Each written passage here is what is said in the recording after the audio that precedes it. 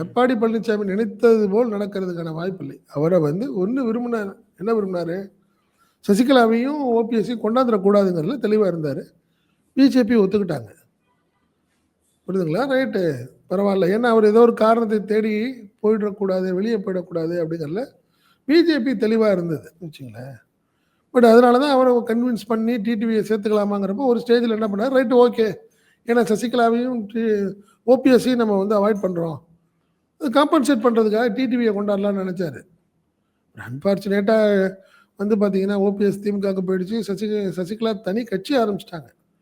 அது டிடிவியோடைய அண்ணா திமுகவில் அது என்டிஏல கொண்டாந்த பர்பஸே இல்லாமல் போயிடுச்சு. அது வேற.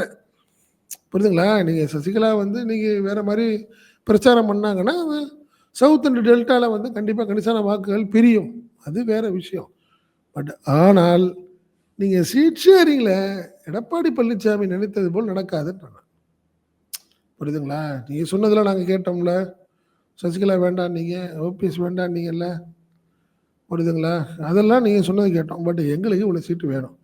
காரணம் என்னென்னா பார்லிமெண்ட் எலெக்ஷனில் நாங்கள் கணிசமான வாக்குகளை வாங்கியிருக்கிறோங்கிறத பிஜேபி தெளிவாக இருக்குது. பட்டு அவர் அதே மாதிரி டிடிவியை சில விஷயங்களை சொல்லி தான் கன்வின்ஸ் பண்ணி கொண்டாந்துருக்கு. ஒன்று, ராஜ்யசபா உங்களுக்கு உண்டு, அவசரப்பட வேணாம்.